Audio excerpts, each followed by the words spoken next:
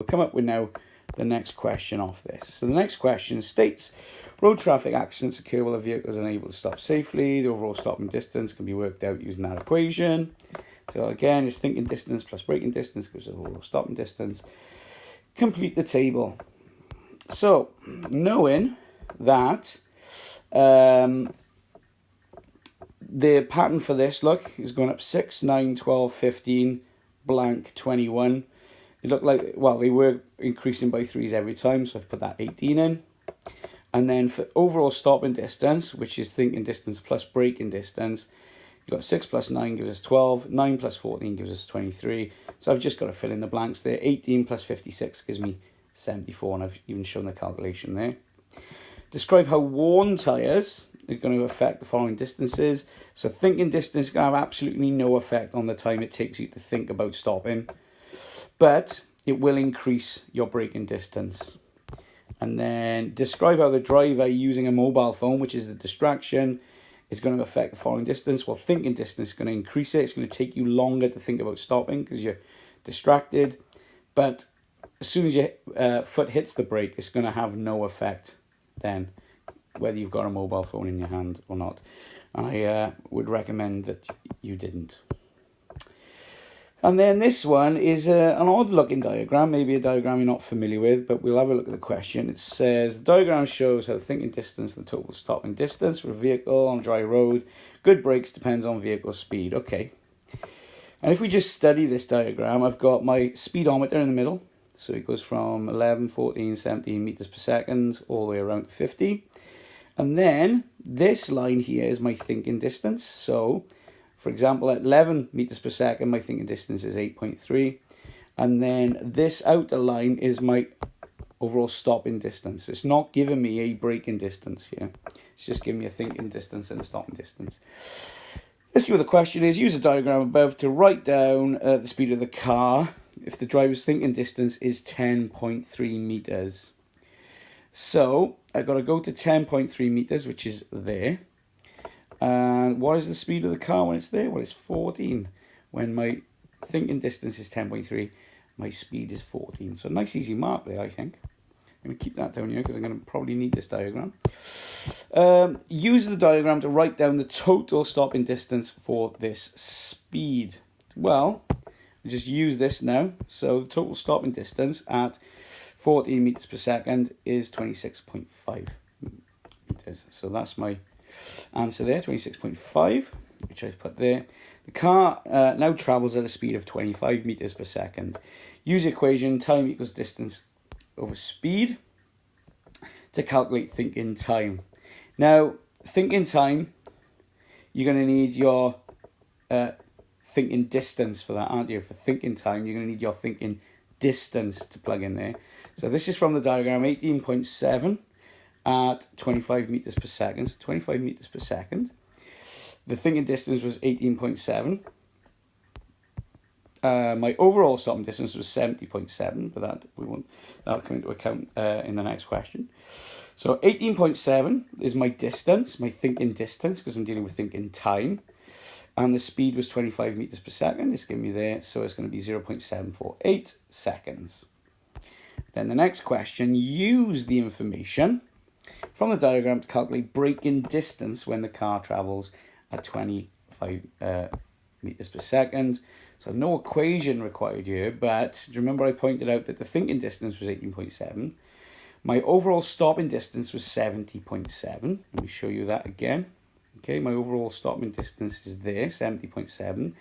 We haven't got a braking distance, so it's going to be this one minus this one is going to give me my overall, my braking distance. And that's what I've done there. 70.7 minus 80.7 equals 52. So again, a bit of a numeracy question there. State one factor that would increase the braking distance: poor brakes, poor weather conditions, or a higher speed. Draw on the diagram on page 84 a line to show how the thinking distance changes for a driver who has been drinking alcohol. So their thinking distance is going to increase. And if it's going to increase on this diagram, can you see I've done a little dotted red line there? This is how it would increase because it would actually take longer. and the distance between there represents the change in length. So it's going to be longer. It's going to take longer to react. And I think that question is done there. And then this question, again, a lot of information. I don't really want to read all that, so I'm just going to go and have a look at my question. My question states, what was the total time that Usain Bolt has improved on Powell's world record of 2007? So from that, maybe I needed to go through and pick out, so he's on about there, that's his record, 9.58, that's his fastest time. And then we've got to look at the table to see Powell's fastest time, which was 9.74, that was his fastest time. So we just want the difference between the two for that question. That's all that question is saying. Again, it's a lot of information, and it's just it's a literacy challenge, really, than knowing science. So what is the total time Usain Bolt has improved on Powell's world record? Well, it is just Powell's world record, 9.75 minus Bolt's record, which is 9.58, and the difference was 0.16. Use an equation from page 2 to calculate Bolt's mean speed when he ran his final record time. So the record time of 9.58. It could be, you could interpret that as his final time that he ran, okay? But it actually wants his final record time. So again, a literacy conundrum there. So I want to use speed equals distance over time because I'm dealing with distance of 100 meters. It's a 100 meter race and a time of 9.58, and that's going to give me 10.44 meters per second. So 2 marks because it's going to give actually 3 marks there. That's very kind. So extra mark for meters per second there. Explain why top sprinters need to be physically strong. Well, they exert a large force on the ground, so they need strong leg muscles. I've got to be honest, I got that from the mark scheme. It's a strange old question, that. Strange old question. And then the graph below shows the 100 meter sprint in Berlin in 2009. So just draw lines before and after this line, because I've gone a little bit wrong there, to show how this speed would change. So basically, it's a distance speed graph of a runner, and when he first starts, they're going to start accelerating quite fast, and then they are going to reach a speed which they maintain, and then when they cross the line, that they're going to decelerate really, really quickly. And that's pretty much, I mean, I shouldn't have gone up above that line. They would probably be marking me down for that. And then I think this is the last question. I should be able to do this in 20 minutes. This is a velocity time graph, and it just wants you to describe the motion of the brush from A to B, from B to C, C to D, D to E, and then E to F. So there's 1, 2, 3, 4, 5 really good points there, and probably you get a mark for your literacy as well.